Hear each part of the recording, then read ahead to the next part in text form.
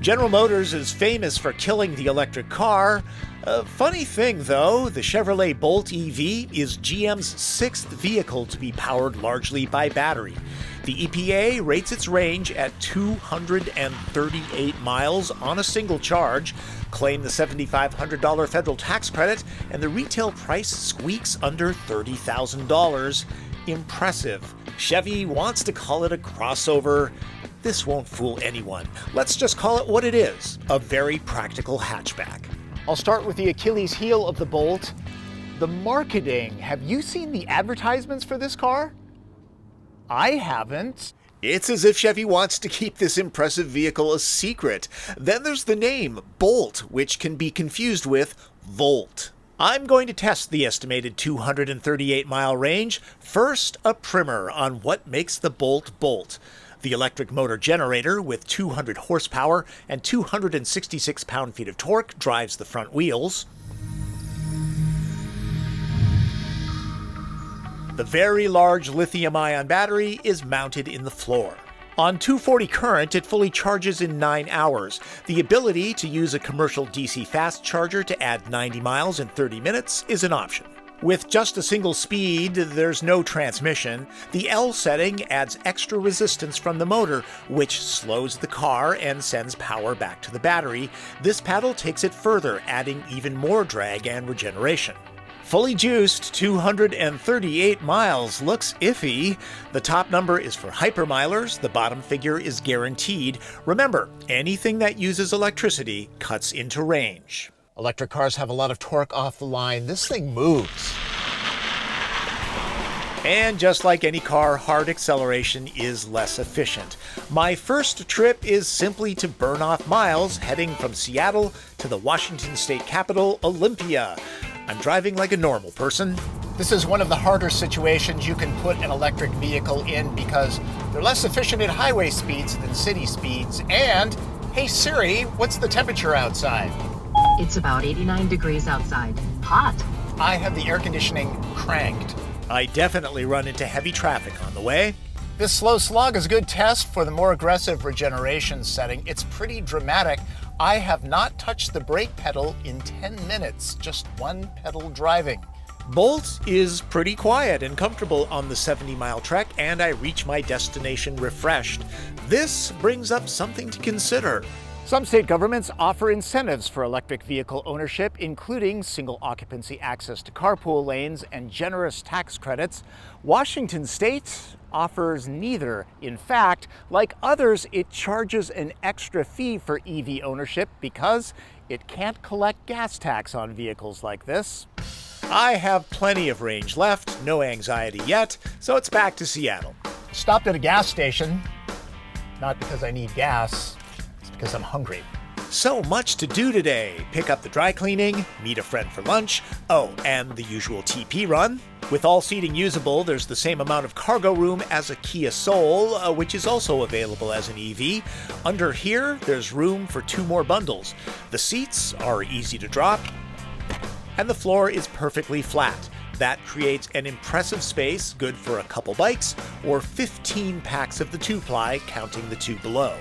I'm still not worried about running out of range. Bolt EV is very quiet. The neighbors will never know you're zipping around. Maybe a little too fast. It's easy to do in this car. Remember, the batteries are in the floor, so the center of gravity is really low. The handling is terrific. Low rolling resistance tires lack grip though, limiting the fun. The cabin is roomy and visibility is good. There are some questionable approaches to the patterns and colors in here, but at night, light piping across the instrument panel will remind you of the movie Tron.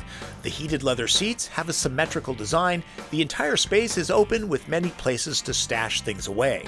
There are amenities in the Bolt that were only found in luxury cars 5 years ago. Wish there was a sunroof option.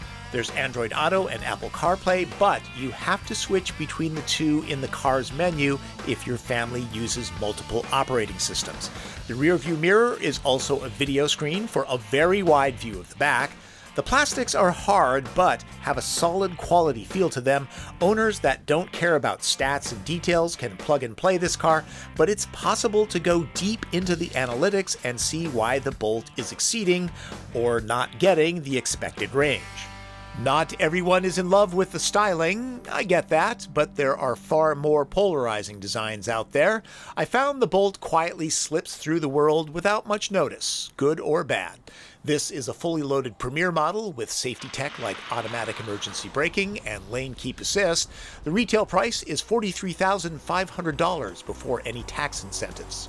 While evil never pays, I think my evil twin has a pretty good thing happening back there. Yes, I do. Headroom is generous, so is knee, foot, and legroom. Wish there was a pocket here though. Interesting, there's no contrasting trim in back. I can charge my phone, there's a high-speed internet hotspot on board. For a small car, 2 adults have a lot of room back here, and a third will be fine for short trips. Just don't forget, evil never pays. Well, we'll see about that. I'm in it for the long haul. Speaking of, after a wide variety of driving situations, including driving at night, this message means there's about 10 miles left. So, the Bolt easily matches the E.P.A. estimates. General Motors lacks Tesla's supercharger network, but frankly, I don't see the need if it's charged at home on a regular basis. Bolt EV is an exceptionally well-done electric car. You might even say GM killed it.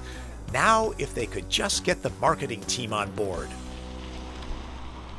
I had the Bolt for 5 days, and I can honestly say I never once thought about running out of power. It's the first affordable electric car I've ever driven that didn't make me fret about plugging in every time I stopped someplace. It's very much like owning a regular car, actually more convenient since charging at home means no special stops for gas. And let's not forget that since there's no engine or transmission, there should be far less maintenance. Also, since it's actually fun to try to drive Bolt using only power regeneration for braking, replacing the brake pads will happen far less frequently. These are things that can be said about any electric vehicle. If electrification is the future of transportation, the Bolt EV is a very good sign. Bring on more competition, which is definitely coming. Oh, and down by Olympia is the Sleater-Kinney exit. It's where the band got their name from. That's my opinion of the new Chevrolet Bolt EV. I know everybody wants me to compare this to the Tesla Model 3. I can't. I haven't driven that, and it's probably going to be some time before I do. But I can say this for certain right now. This is the best affordable electric vehicle I have ever driven, by far. If you're in the market for an EV, it's worth a look. That's all I can say for certain now. That's Driven. I'm Tom Voelk.